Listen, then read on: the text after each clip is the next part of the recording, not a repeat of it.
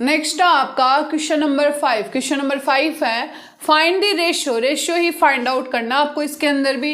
In which the line segment joining A and B is divided by the X axis. ठीक है, अगर x axis से divided है इसका मतलब क्या होगा कि इसका जो वाई कोऑर्डिनेट है वो क्या होगा 0। Also find the coordinates of the point. जो पॉइंट हमें मिलेगा उसके हमें क्या फाइंड आउट करने, कोऑर्डिनेट्स भी फाइंड आउट करने। ठीक है, तो यहाँ पर हम सबसे पहले लेट द रेशियो। रेशियो क्या मान लें अपन, के रेशियो 1 मान लें। यहाँ पे रेशियो वही मानना है, के रेशियो 1। ओके, यहाँ पर फिर हम क्या करेंगे, कोई भी लाइन है उसके 2 पॉइंट है, ए पॉइंट दे रखा है और बी पॉइंट दे रखा है। ए पॉइंट के कोऑर्डिनेट्स है 1, -5 और बी है उसके है -4, 5।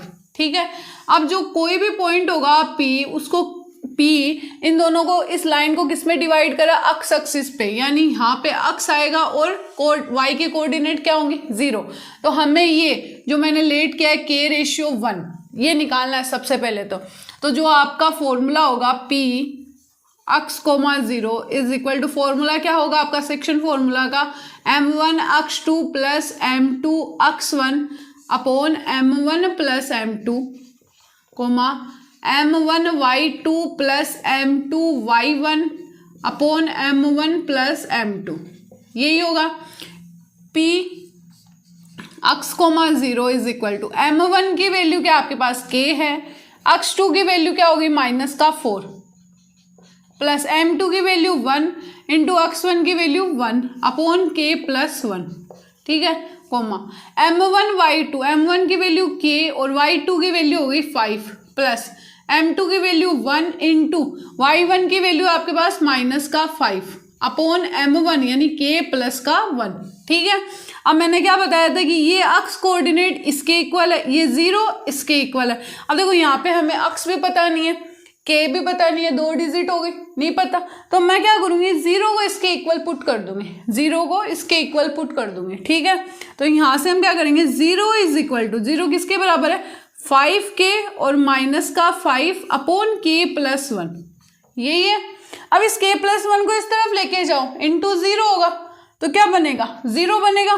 तो यहाँ से मैं लिख सकती हूँ क्या 5k -5 इज इक्वल टू 0। ठीक है, तो 5k इज इक्वल टू 5 और यहाँ से k की वैल्यू क्या आ जाएगी 5 upon 5 is equal to 1। k की वैल्यू क्या आ गई आपके पास 1। तो जो रेशियो होगा, रेशियो क्या है आपका, रेशियो आपका k रेशियो 1, तो वो क्या बनेगा 1:1। m1 और m2 की वैल्यू आ गई तो 1 रख दी मैंने यहाँ पे, 1:1, मतलब इसको यहाँ पे k की वैल्यू जो आ रही है वो क्या आ रही है 1। इसका मतलब क्या हुआ कि इक्वल में डिवाइड कर रहा है। ठीक है, रेशियो सेम आ रहा है। ये क्या हो गए, ये जो p पॉइंट है वो क्या बना, मिड पॉइंट बन गया एक तरह से। तो हमें मिड पॉइंट का फॉर्मूला पता है, मिड पॉइंट का फॉर्मूला क्या होता है, हमें p x, 0 निकालने हैं। तो मिड पॉइंट का जो फॉर्मूला होगा वो क्या होगा x1 प्लस x2 अपॉन 2 और y1 प्लस y2 अपॉन 2। यही होगा। तो x1 की जो वैल्यू है वो क्या है आपके पास 1 है, माइनस b जो x2 की वैल्यू हो -4 अपॉन 2 और y1 की वैल्यू आपके पास -5। ठीक है, और y2 की वैल्यू कितनी होगी +5 अपॉन 2। ठीक है, तो यहाँ पे आ जाएगा ये -3 अपॉन 2, -5 + 5 क्या हो गया 0। और हमें पहले से पता था x की वैल्यू निकालनी थी हमें एक तरह से -3/2, 0 तो हमें पहले से पता थी y की वैल्यू। ठीक है, तो इसी के साथ देखो इसके अंदर बस इतना ही किया है मैंने कि कोऑर्डिनेट जो पहले रेशियो पूछा था, लेट रेशियो कर लिया, फाइंड आउट कर लिया मैंने। बस यहाँ पर आपको एक ही चीज़ ध्यान देनी है, जो पॉइंट आता है कि जो ये वाला कोऑर्डिनेट अक्स इस अक्स के बराबर होगा, मतलब इस अक्स के कोऑर्डिनेट, यानी ये भी अक्स का कोऑर्डिनेट है, ये भी अक्स का कोऑर्डिनेट है, बीच में इक्वल का साइन है, मतलब ये दोनों आपस में इक्वल है।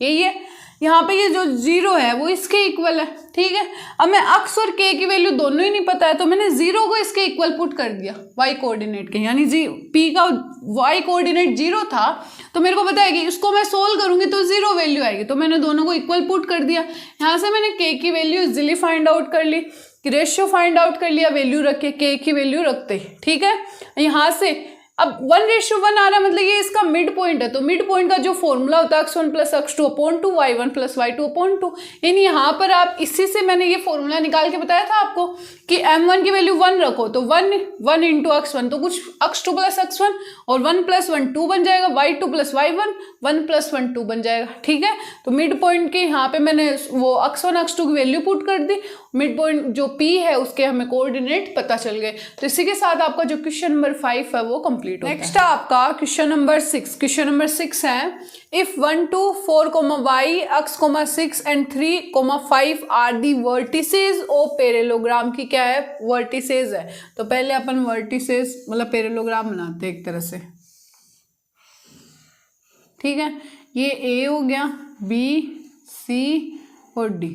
ठीक है, ए के कोऑर्डिनेट क्या दे रखे हैं 1 2, बी के कोऑर्डिनेट 4 y, सी के कोऑर्डिनेट x 6 और डी के कोऑर्डिनेट कितने 3 5। पैरेललोग्राम टेकन इन ऑर्डर, इसी ऑर्डर के अंदर है, x और y फाइंड आउट करने।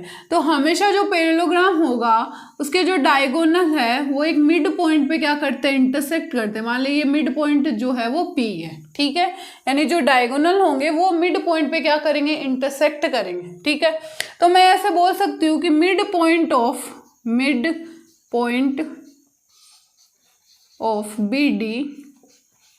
बी डी का मिड पॉइंट क्या होगा, P is equal to mid point of AC। जो AC होगा वो इसका भी मिड पॉइंट क्या होगा P, यानी दोनों इक्वल होंगे।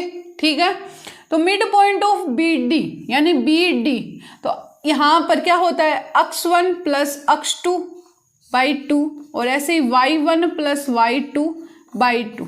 ये क्या होंगे आपके कोऑर्डिनेट्स के जो मिड पॉइंट है उसका फॉर्मूला होगा। यहाँ पे लिख देती हूँ,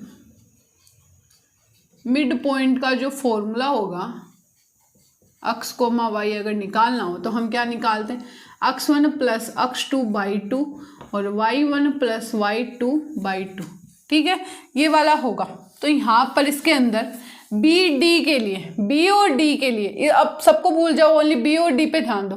x1 की वैल्यू कितनी है 4 + x2 की वैल्यू 3 अपॉन 2 यहाँ पे y1 की वैल्यू y + y2 की वैल्यू 5 अपॉन 2। ये हो गए बी डी के coordinate is equal to mid point of AC, तो AC तो x1 + x2 x अपॉन 2 और यहाँ पे y1 2 + का 6 अपॉन 2। ये हो गए।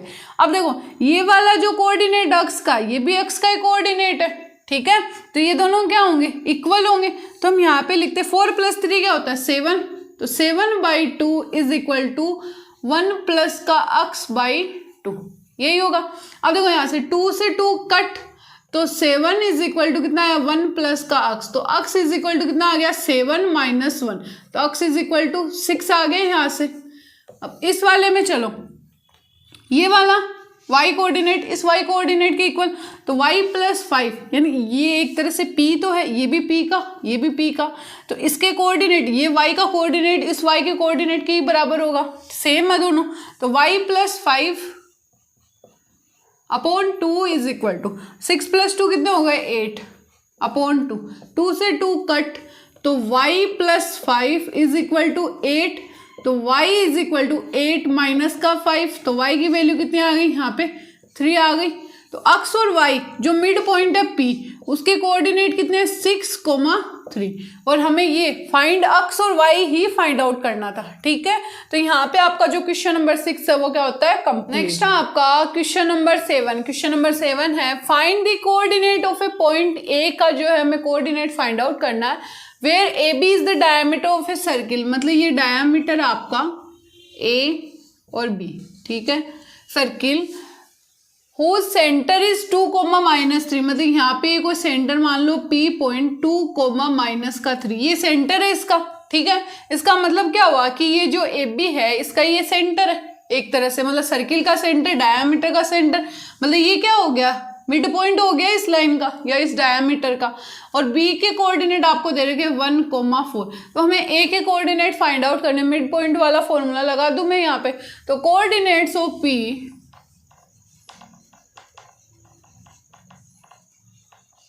क्या हो जाएंगे आपके x1 प्लस x2/2 और y1 प्लस y2/2।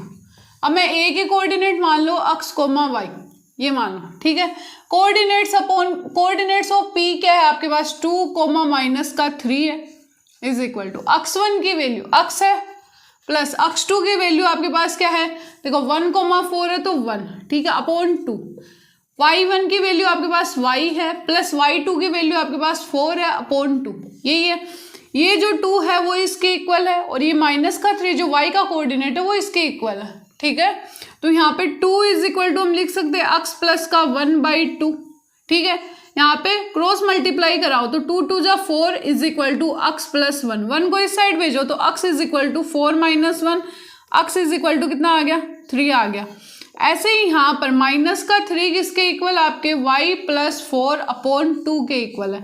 2 को क्रॉस मल्टीप्लाई कराओ यहाँ पे तो माइनस का 3 into 2 is equal to y plus का 4, तो ये हो जाएगा माइनस का 6 और is equal to y plus का 4। 4 को इस साइड लेके आओ तो y की वैल्यू क्या आ जाएगी माइनस का 6 माइनस का 4, तो y की वैल्यू कितनी आ गई माइनस का 10। तो हमें क्या निकालना था, a के कोऑर्डिनेट निकालने थे, तो a के कोऑर्डिनेट जो आएंगे वो आएंगे 3, माइनस का 10। तो इसी के साथ आपका जो क्वेश्चन नंबर 7 है वो क्या होता है कंप्लीट।